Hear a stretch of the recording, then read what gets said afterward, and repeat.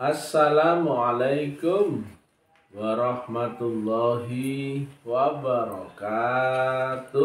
Waalaikumsalam warahmatullahi wabarakatuh. Alhamdulillahi rabbil alamin. Wassalatu wassalamu ala asyrofil anbiya'i wal mursalin Sayyidina wa maulana Muhammadin wa ala alihi wa sahbihi ajmain. Ketemu lagi dengan Mr. Tem dengan uraian ilmiah tinggi tentang metodologi, metafisika, tasawuf, eksakta ilmiah. Bertempat di kampus Ta'lim Ma'rifat Geger Kalong, Bandung. Judul yang kita angkat kali ini adalah pastikan adanya sambungan wasilah, baru kau beribadah menyembah Allah. Sekarang agama telah rusak ya. Sebetulnya bukan agamanya yang rusak, tapi praktek agama yang telah rusak. Ulama-ulama sudah nggak ada yang ngerti. Bahkan dikiranya agama sedang baik-baik saja. Rusaknya agama dari sejak dahulu kala ya, ada dengan rusaknya praktek agama yang mengingkari wasilah dan Rasul pembawa wasilahnya. Yang akhirnya agama samawi menjadi agama ardi, nggak ada hubungan dengan Allah yang di Malik Yaumiddin. Nah, di zaman rusaknya agama, tanda-tandanya adalah mereka meyakini bahwa tidak ada Rasul dan tidak perlu wasilah, atau ya mereka mengagung-agungkan Rasul zaman dahulu karena mereka mengingkari perpindahan arah kiblat. Arah kiblat menuju Allah sebetulnya adalah ya di Rasul itu, karena Allah ada di baliknya Rasul itu sendiri. Antara Rasul utusan wakil, siapa yang mengutus ya? Tentu adalah Allah sendiri yang mengutus Rasul atau utusan atau wakil tadi. Nah, kebanyakan ya orang-orang yang tidak dipertemukan dengan Rasul di zamannya sendiri, mereka ini pasti akan mengagungkan Rasul zaman dahulu. Semua ya.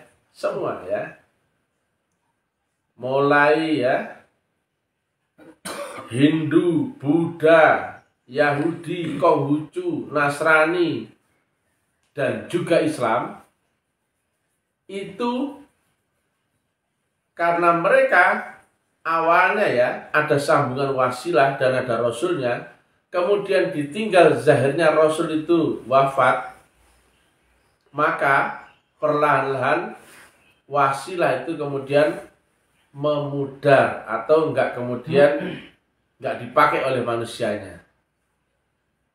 Nah, padahal setelah Rasul itu ada khalifah-khalifahnya Rasul. Nah, mereka ngefansnya kepada Rasul yang zaman dahulu yang membawa wasilah di zamannya masing-masing, tapi nggak mengakui adanya utusan di zamannya sendiri. Inilah yang diterangkan di dalam Quran ya.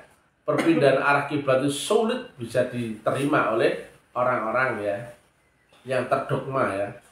Contohnya ya,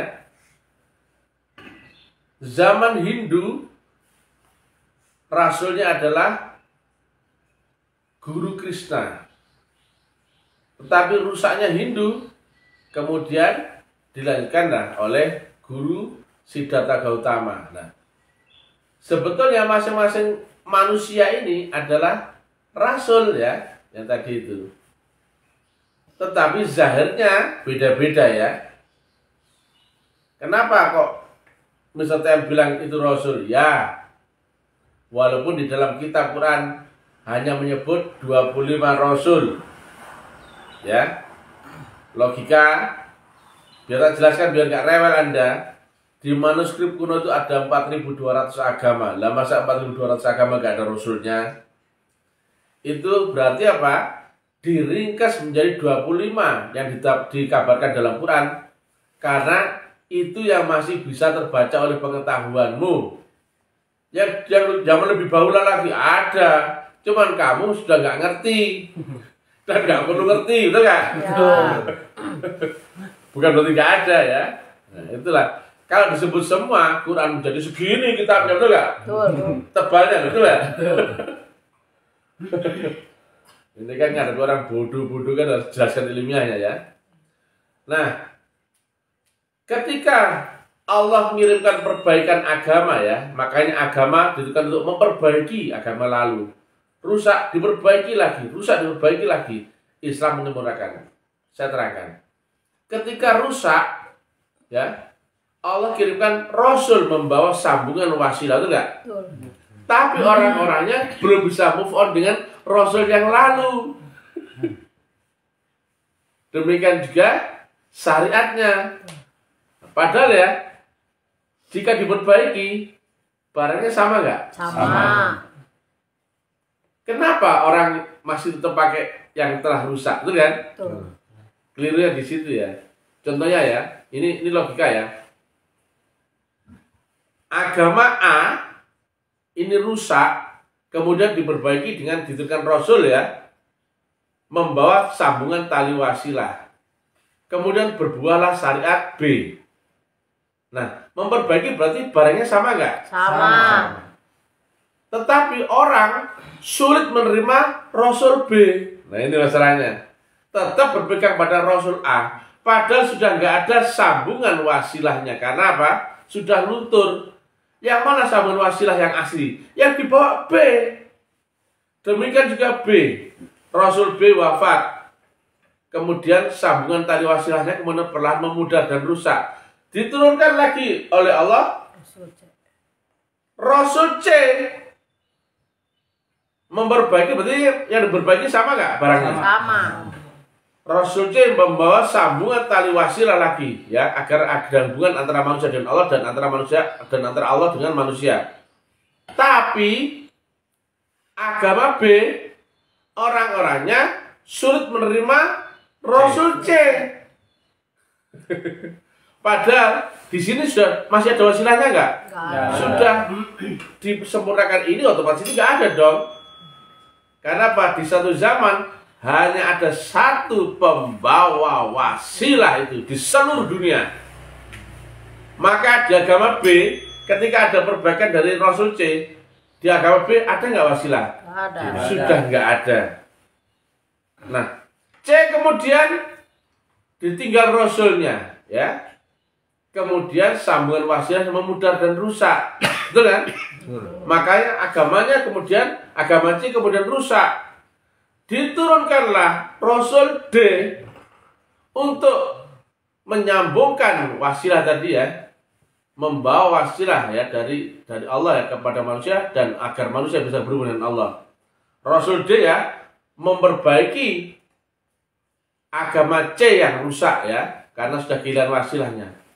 Tapi orang-orang beragama C sulit move on dan sulit menerima Rasul D, betul nggak? Betul. Itulah pola rusaknya agama sekarang. Padahal agama cuma satu ya. Di manakah sebetulnya agama? Di yang ada Rasul dan wasilah itu. Harusnya kau move on dengan keyakinanmu, betul nggak? Betul. Harusnya kau berubah jadi dari agama ardi menjadi agama samawi. Agama yang ada Rasulnya, ada wasilah dan ada kitabnya. Jelas kan begitu? Betul. Nah, agama sudah sama semua ya. Sama. Walaupun Islam, Kristen, Hindu, Buddha, Yahudi, Nasrani, Konghucu, Majusi, sama nggak semua? Sama. Sama. Ya. Asalkan di zamannya masing-masing saat ada rasulnya dan ada wasilahnya. Betul? Betul.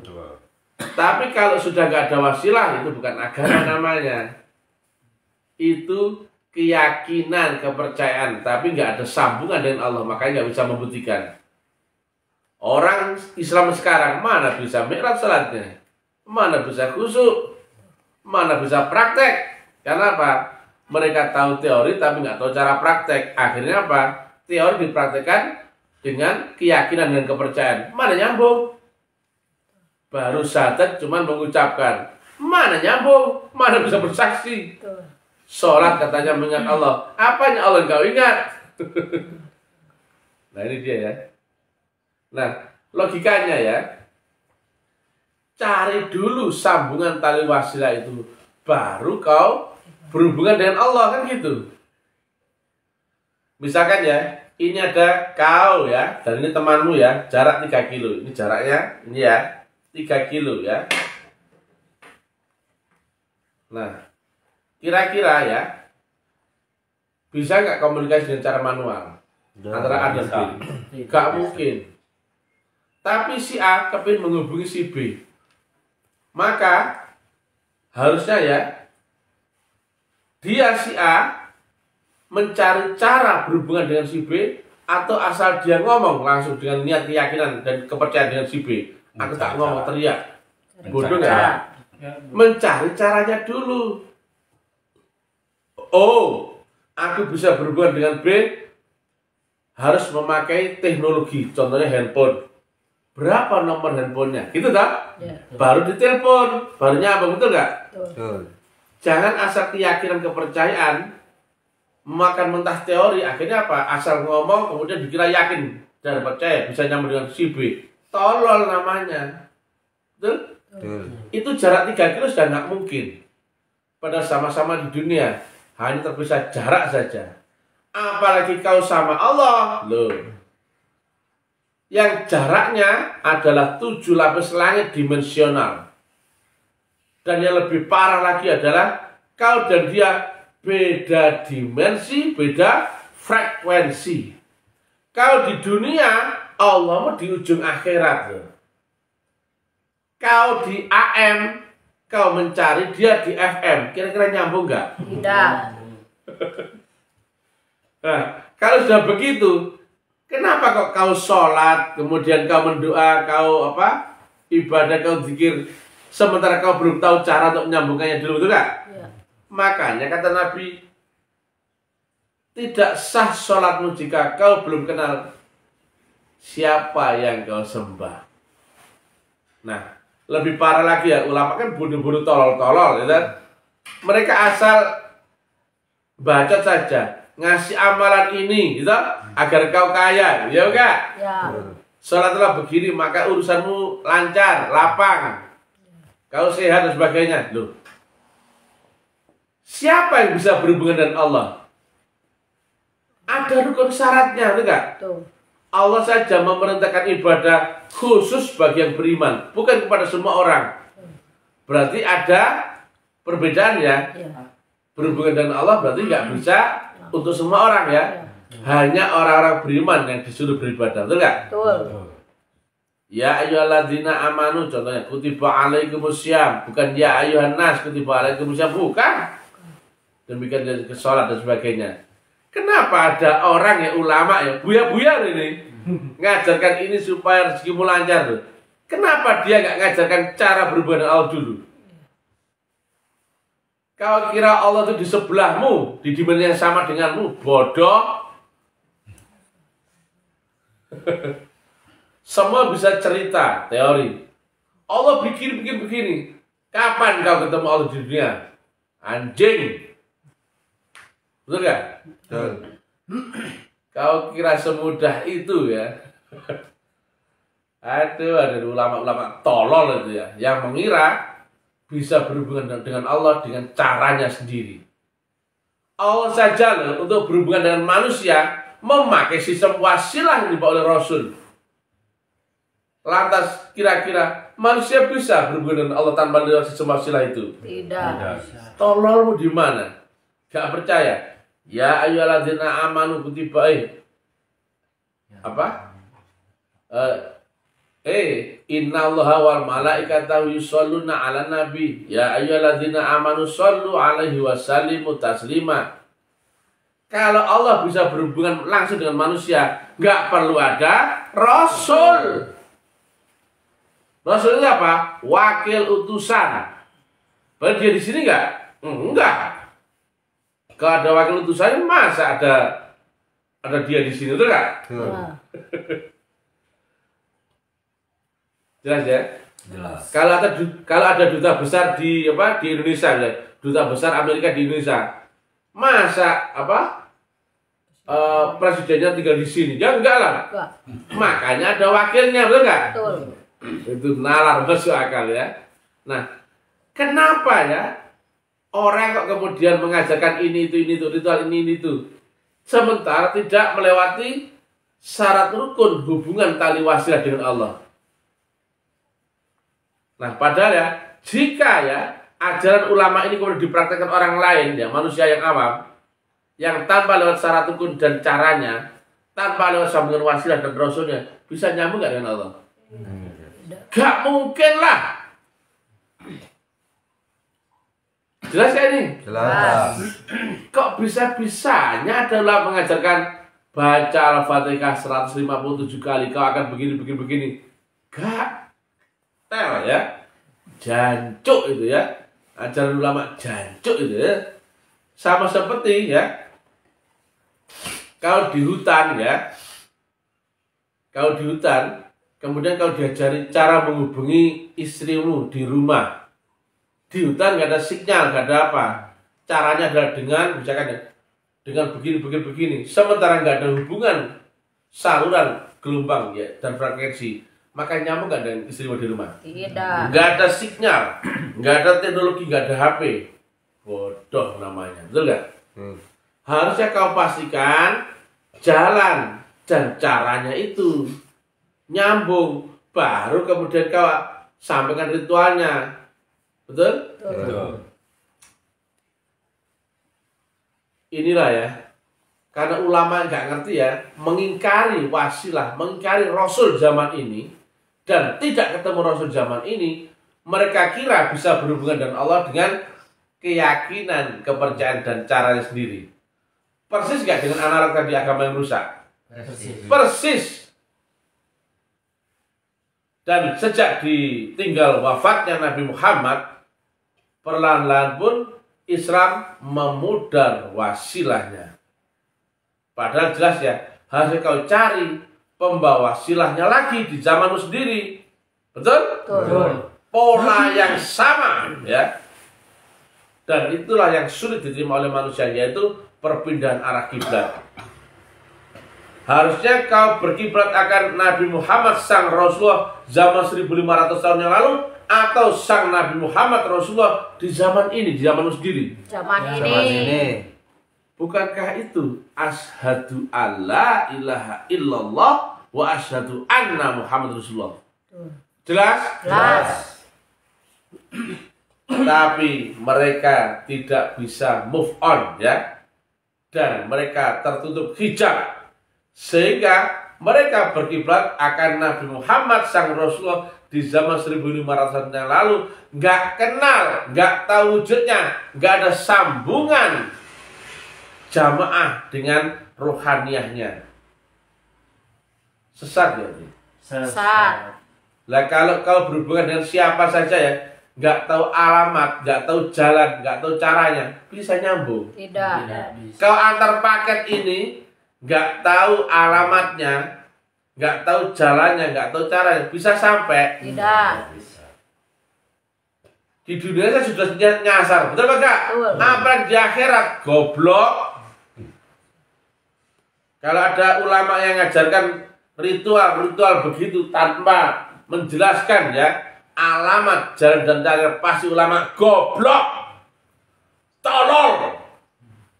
Biarpun digelari ulama, kiai, ustadz, Gus Muhyiddin Habib, jancuk kabeh itu ya. Siapa bilang gitu? Mister yang brilliant, baik dan Tidak sombong. ini ulama sudah sesat semua ini, kecuali ulama-ulama yang ada di jalur warasatul anbiya. Ulama yang dipertemukan dengan waliyah mursyida, yang dipertemukan dengan jalan wasilah. Nggak percaya? Baca Madat 35 ya. Wabtagu ilaihil wasilah wajahidu fisabilillah la'allakum tuflihun. Carilah jalan wasilah untuk kau bisa berhubungan munajah kehadirat Allah. Berarti berhubungan dengan Allah wajib lewat jalan wasilah. Jelas ya? Jelas. Kalau nggak ketemu jalan wasilah, nggak bisa berhubungan dengan Allah, betul nggak? Dan jalan itu harus kau cari. Dan jalan wasilah itu dibaliknya pembawa wasilah. Maka sebetulnya secara tidak langsung kau disuruh mencari Rasul sang pembawa wasilah di zamanmu sendiri. Perpindahan arah kiblat itu sulit kau mengerti karena kau terdogma dengan pandangan panca indera dan dogma dimasukkan ke kepalamu. Kau pasti bayanganmu adalah berkiblat akan Nabi Muhammad sang Rasulullah zaman 1500 tahun yang lalu. Gak kenal, kau pun gak dikenali, gak nyambung, gak ada hubungan. Pada bunyinya saat itu adalah kau bersaksi ya, ketemu ya, menyaksikan ya akan Nabi Muhammad di zamanmu sendiri, yang dia adalah Rasulullah, pembawa sambungan tali wasilah yang datang dari si Allah Ta'ala sendiri. Lah kalau kau nggak temukan tali sambungan wasilah yaitu nur Allah, kalau kau nggak ketemu nurnya matahari, bisa kau ketemu matahari? Tidak. Kalau kau nggak ketemu nurnya matahari, kau ketemu sinarnya matahari? Tidak. Bisa kau ketemu cahaya matahari? Tidak. Wujudnya matahari? Tidak. Alamatnya matahari? Tidak. Kamu nggak ada hubungan dengan matahari sendiri. Jelas? Jelas. Ini dakwah terbuka ya, silakan dinilai ilmiahnya ya. Saya sering sampaikan ya, jangan bodoh tolol baca Quran ya. Membaca mushaf Quran harusnya dengan nalar ilmiah dan nalar amaliyah. Gimana masuk akalnya, gimana masuk amaliyahnya untuk bisa dibuktikan. Kalau kau membaca mushaf Quran dengan cara tidak masuk akal, dengan cara tidak masuk amaliyah, kau membaca dongeng fiktif. Goblok semua itu orang membaca Quran tapi tidak ngerti isinya, betul gak? Itu cuma membaca tulisan. Masjid-masjid ya, musola-musola, surau-surau langgar, sudah nggak ada yang ngerti cara membaca Quran, Quran yang qadim ya. Mereka hanya tahu membaca Quran yang tulisan saja. Berarti kau diajari jadi orang Arab, bukan diajari jadi orang Islam, betul nggak? Karena apa? Kau membaca teksnya orang Arab, hurufnya orang Arab, membaca saja sulit, ngartikan apa lagi? Nafsirkan malah buntu lagi, betul nggak? Jangan baca tulisannya. Harusnya kau membaca dengan metodologi yang dikerjakan oleh Nabiullah Muhammad, Nabiullah Isa, Nabiullah Musa, Nabiullah Nuh, Nabiullah Ibrahim. Yaitu kitab yang sama, yaitu kitab qadim. Yang ada di baliknya wujud zahir tulisan Quran itu. Jadi kau tidak membaca tulisannya, tapi kau membaca ayat-ayat qadim di baliknya. Yang bisa membaca ayat qadim siapa? Bukan jasmanimu ya. Baca Al-Waqiah 9, enggak mungkin nyentuh kecuali oleh roh yang disucikan, bukan dengan akal dan panca indramu. Jelas ya ini? Jelas. Bantahan zakarmu ya. Ini Mr. TM ya, yang bilang banyak ulama kayak Ustadz Gus Buya Habib sesat, sontoloyo, bajingan semua ya. Mereka menyesatkan manusia ya. Ini yang dikhawatirkan Nabi akan umatnya di akhir zaman, yaitu dakwahnya ulama-ulama su, yang dari mereka lah fitnah agama itu bermula, tafsir yang sesat. Mereka membaca mushaf Quran tapi tidak dengan nalar ilmiah dan nalar amaliyah. Padahal yang diterima Allah adalah yang amalia kan, yang dibuktikan kan. Gimana kau membuktikan? Sementara nggak pernah masuk akal nalar, betul nggak? Nggak pernah ilmiahnya sampai padamu. Betul. Kau hanya membaca cerita, dongeng. Oh kubur, oh barzah, oh neraka, oh surga. Angan-anganmu saja menghayal tinggi, betul nggak? Betul. Sambungan itu dengan Allah nggak ada wasilah. Kau ibaratnya Rasul zaman dahulu, kenal aja enggak? Pada siapa menjadikan penolong bagimu? Rasul. Di zamanmu sendiri gak percaya? Baca surat At-Taubah 128. Laqad ja'akum rasulun min anfusikum azizun alaihi ma'anittum harisun alaikum bil mu'minina raufur rahim. Fa in tawallaw faqul hasbiyallahu la ilaha illahu alaihi tawakkaltu wa huwa rabbul arsyil azim. Di situ diterangkan ya, telah datang seorang utusan di antara kamu, di antara kaummu sendiri, yang sangat berat penderitaan dirasa baginya. Nah, kemudian yang berikutnya ya, yang sangat berharap akan keselamatanmu. Bagi siapakah juru selamat? Rasul di zamanmu sendiri. Ya? Bukan Rasul dahulu. Jelas? Jelas. Rasul dahulu untuk umat zamannya.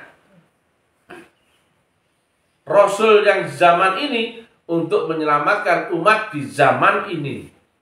Dan itu adalah seorang. Betul nggak? Ayatnya nggak usah dibantah. Laqad ja'akum rasulun min anfusikum. Dia memang sangat merasakan penderitaanmu. Dan dia sangat berharap keselamatanmu. Berarti dia juru selamat bukan? Juru selamat. Nah, dia juru selamat berarti Rasul zamanmu apa zaman dahulu? Zaman sekarang. Zamanmu sendiri. Tapi isinya sama nggak? Sama. Sama ya. Rasulullah itu bukan manusia, walaupun menempati manusia wujudnya manusia. Tapi itu wujudnya tok. Yang Rasulullah itu bukan manusia.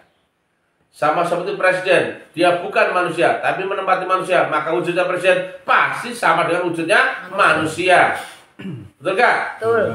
Namanya presiden cuma satu, nggak mungkin ada dua di satu zaman yang sama. Betul? Betul. Nah, walaupun pindah-pindah wujud, pindah-pindah wadah, pindah-pindah manusia, isinya Rasulullah yang sama nggak? Sama. Nah, maka kau bersaksi akan Nabi Muhammad utusan Allah yang di zamanmu sendiri. Demikian. Silakan dibantah kalau nggak ilmiah ya. Silakan dikonfront ya. Silakan ya. Kalau misalnya ini sangat ilmiah ya dan sangat bisa dibuktikan. Bila taufik wal hidayah, bila wal inayah, ilahi anta maksudi waridhoka madlubi. Assalamualaikum warahmatullahi wabarakatuh. Waalaikumsalam warahmatullahi